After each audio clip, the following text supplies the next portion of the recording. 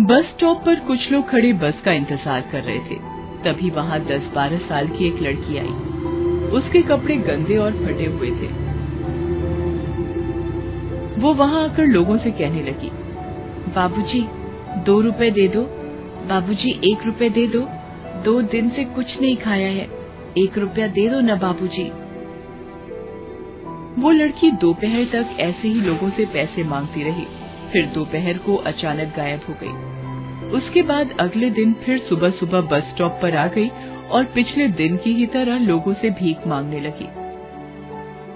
ऐसा उस bus stop पर अक्सर होने लगा। एक दिन अशोक कुमार नाम के एक रिटायर्ड स्कूल मास्टर उस बस स्टॉप पर आए। वो लड़की उस दिन भी उसी तरह भीख मांग रही थी। उस दिन उसे कोई भीख नहीं दे रहा था। चल चल चली जा यहाँ से।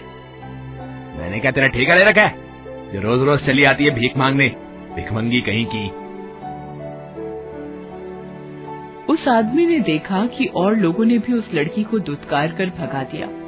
अशोक जी ये सब देख रहे थे। न जाने क्यों उनके मन में इस लड़की के प्रति दया उमड़ रही थी। उस दिन उस लड़की के पास काफी कम पैसे जमा हुए थे। अभी वो पैसे लेकर वहां से जाने के लिए निकली ही थी कि अचानक वहां पड़े पत्थर से उसे ठोकर लगी और जो भी थोड़े बहुत पैसे उस दिन उसके पास जमा हुए थे वो भी उसके हाथों से छिटक कर नाली में जा गिरे। उस लड़की ने पहले तो अपने पैसों को बहुत खोजा, मगर जब वो नहीं मिले तो आंखों में आंसू लिए वहां से जाने लगी। ये देखकर अशोक जी से रहा नहीं गया। वो उस लड़की के पास आए और उससे कहा, नहीं नहीं बेटा, रोते नहीं है। फिर उन्होंने सोचा,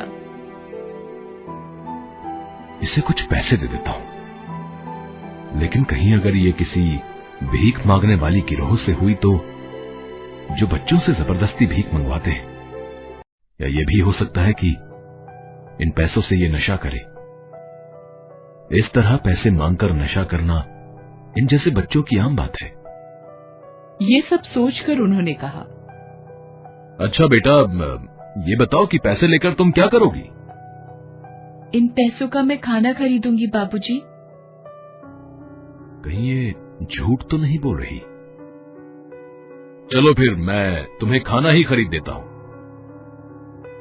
इसके बाद अशोक जी उसे खाना खरीद कर देते हैं। खाना लेकर वह लड़की वहां से चली जाती है।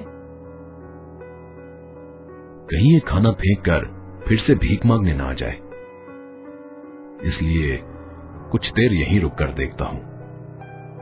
अशोक जी काफी देर तक वहां रुके रहे, मगर वो लड़की फिर नहीं आई।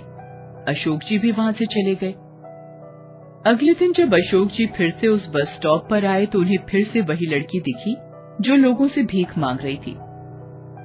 उस दिन भी अशोक जी ने उसे खाना खरीद कर दे दिया। कुछ दिनों तक ऐसा ही चलता रहा। एक आध बार तो अशोक जी खुद भी अपने घर से खाना लाकर उस लड़की को दे देते थे। एक दिन जब अशोक जी ने उस लड़की को खाना दिया तब उनके मन में एक बात आई, आखिर ये लड़की है कौन, और क्या ये सिर्फ रोज खाने के लिए ही भीख मांगती है? और अगर ये खाने के लिए ही भीख मांगती है तो फिर ये खाना खाती क्यों नहीं, लेकर कहां जाती है? ये सोचकर अशोक जी चुपके से उस लड़की का पीछा करने लगे।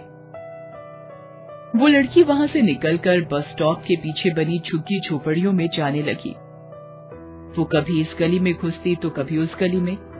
हालांकि अशोक जी तेजी से उसका पीछा कर रहे थे, मगर एक गली में घुसकर वो लड़की गायब हो गई। धत तेरे की, इतनी मेहनत के बाद भी पता नहीं चल पाया। खैर कोई बात नहीं, आज नहीं तो कल इस बात से पर्दा उठा ही लूंगा मैं। अगले दिन अशोक जी उस लड़की को देने के लिए घर से ही बना खाना लाते हैं। ले बेटा, खाना खा ले। आज तू यहीं बैठकर क्यों नहीं खा लेती? वो बाबूजी, वो मैं खा लूंगी आराम से, आप चिंता मत कीजिए। तो फिर यहीं खा ले। देखो अभी खाना गर्म भी है, बाद में ठंडा हो जाएगा तो अच्छा नहीं लगेगा।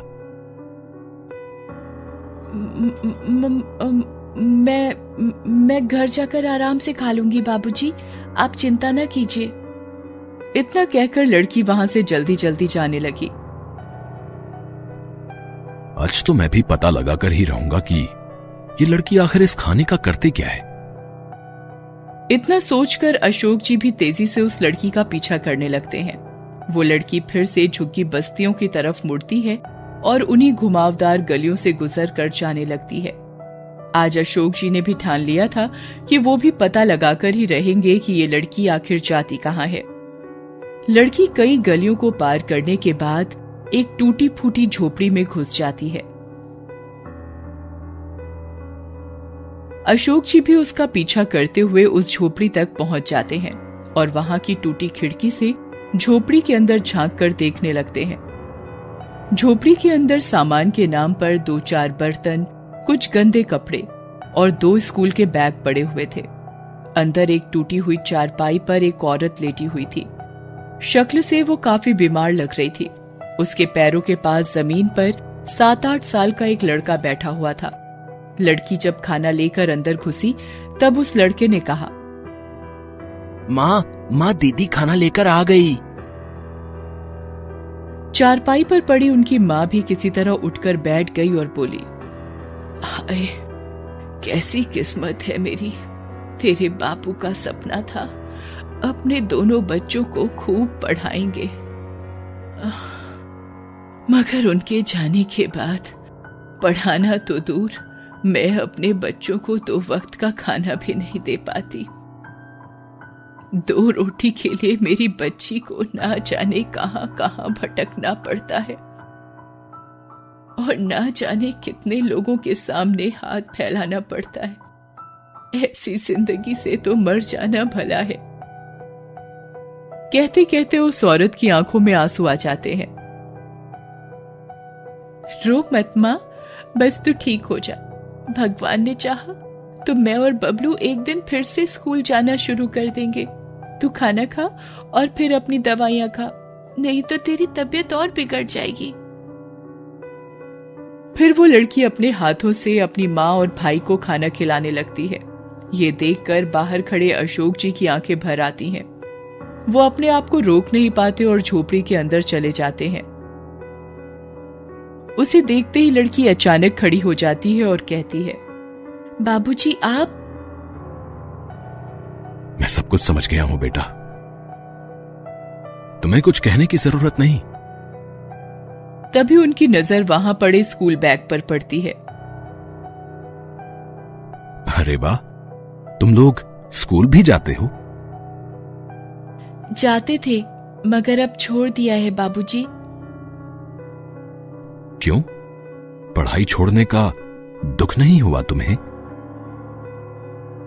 दुख तो बहुत हुआ था बाबूजी, मगर जब से माँ बीमार पड़ी घर में एक पैसा भी नहीं बचा था।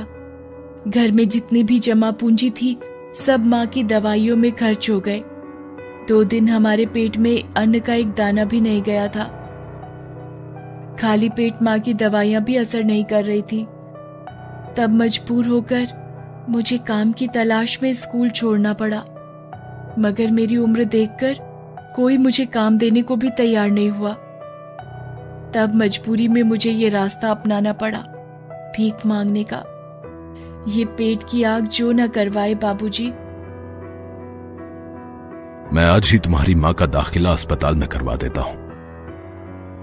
देखना, कुछ ही दिनों में वो ठीक हो जाएंगी और फिर तुम और तुम्हारा भाई कल से स्कूल जाएंगे। पैसों की तुम चिंता न करना। अशोक जी की बातें सुनकर उन तीनों के मुरझाए चेहरे पर मुस्कान दौड़ जाती है।